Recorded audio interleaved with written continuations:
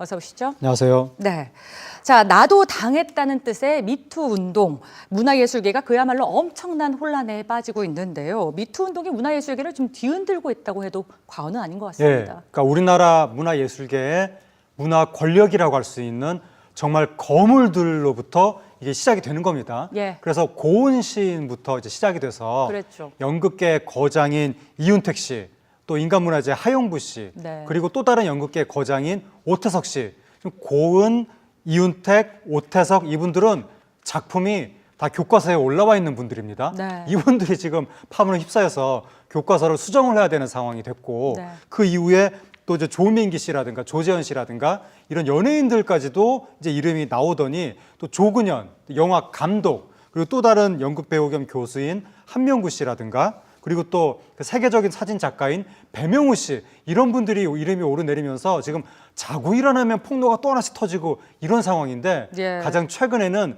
중견 배우인 최일화 씨까지 이분이 우리나라 연극 배우협회 이사장인데 그 최일화 씨까지 지금 추문에 휩싸인 상황입니다. 네, 이게 미투 운동이 지난해부터 미국에서 계속적으로 일어난 운동인데 우리나라에서 이렇게까지 큰 파장을 일으킬 줄은 몰랐거든요. 이렇게 거센 바람이 불게 된 이유 뭐라고 생각하십니까? 네, 저는 진짜 완전히 몰랐는데 네. 미국에서 영화계에서 시작이 된 거죠.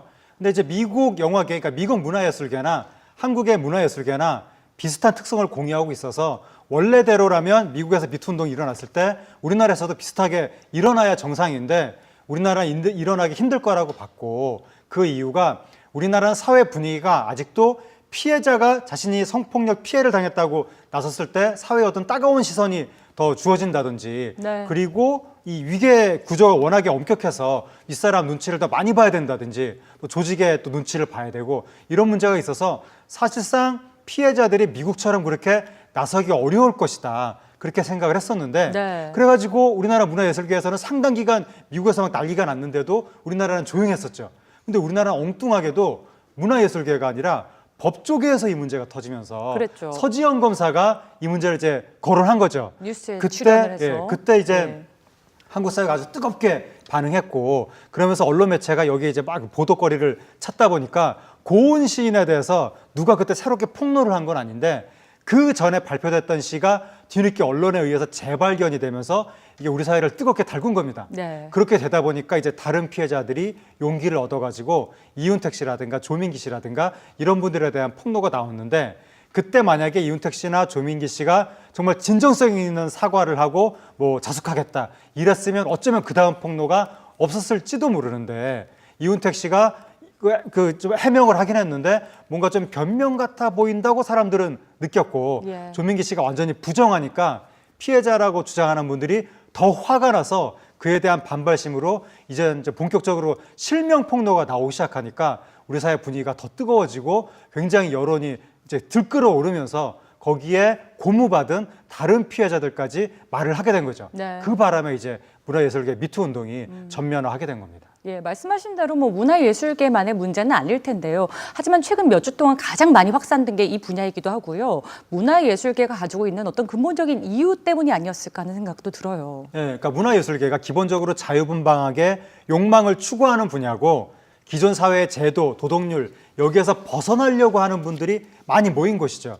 그리고 이른바 끼가 많은 사람들이 있는 곳이죠. 그렇죠. 끼가 많다 보니까 그게 이제 자유분방하게 하다 보면 사고가 터질 수도 있는 거고 그리고 문화예술계의 특징이 유력자의 권력이 그야말로 절대 권력이다. 그러니까 유력자의 눈에 들어야 캐스팅도 되고 작품이 선택이 되고 눈밖에 나면 뭐 캐스팅 됐다가도 취소되고 이런 식이다 보니까 눈치를 봐야 되는 문제가 있고 그리고 예술계는 원래 이런 곳이야. 예술계라는 곳은 뭔가 좀 성적으로 그런 사고가 터질 수도 있는 곳이야 라고 하는 잘못된 예술계에 대한 인식이 있는 겁니다. 이게 가해자한테도 이런 인식이 있지만 피해자한테도 이런 인식이 있다 보니까 성폭력 피해를 당해도 피해자가 아, 예술계는 원래 이런 곳이지. 이런 피해는 내가 이 바닥에서 자리 잡기 위해서 거쳐야 되는 통과 의례야. 이런 식으로 피해자가 자기 자신이 당한 피해를 스스로 정당화를 하는 문제가 있는 것이고 예. 그리고 또 군사부 일체라고 할 정도로 극단적으로 권위주의적인 선생님을 모셔야 되는 이런 문화가 있고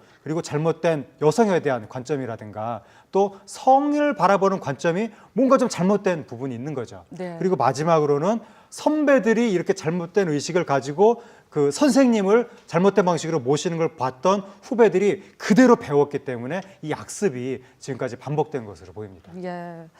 과거의 잘못을 바로잡는 일인 만큼이나 중요한 게 앞으로 또 이런 일이 일어나지 않도록 그 피해를 예방하는 것일 텐데요. 네. 성폭력 피해 예방법 어떤 게 있을까요? 이 예방하려면 무조건 가해자를 강하게 처벌해야 됩니다. 그러니까 내가 문제 삼아도 가해자가 별로 처벌받지 않고 금방 돌아와서 다시 내 선생님이 된다. 이렇게 생각을 하면 고발할 사람이 없는 거죠. 자기만 더 피해를 당하니까 가해자를 무조건 강력하게 처벌을 해야 되고 피해자를 응원하고 지지하는 운동, 위드유 운동 이것을 좀 강력하게 펼쳐나갈 필요가 있고 예. 그리고 피해자가 거꾸로 나중에 법적으로 괴롭히는 당하는 수가 있습니다. 가해자한테 무고나 명예훼손으로 다시 소송을 당해가지고 굉장히 괴롭힘을 당하는 수가 있는데 법적으로 피해자를 어떻게 또 계속해서 보호를 해줄 것인가 이 방안을 강구를 해야 되고 그리고 정부가 지금 각 분야별로 뭐 신고센터 비슷하게 만든다고 하는데 피해자 입장에서 내가 어느 분야에 신고를 해야 될까 이거 생각하는 것 자체가 복잡한 일이거든요. 그렇죠. 그러니까 각 분야별로 이런 거 말고 한 군데로 일원화해서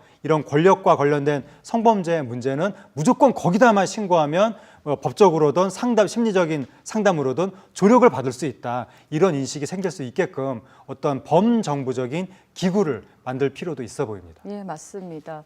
미투 운동이 들불처럼 번지고 있는 이런 상황을 보고 평창 올림픽이 개최되는 시기에 우리나라의 국격이 실추되는 거 아닌가 하는 우려하는 시선들도 있거든요. 진짜 품격이 무엇인지 한번 좀 깊게 생각해 보는 계기가 됐으면 좋겠습니다. 예, 오늘 말씀 잘 들었습니다. 감사합니다.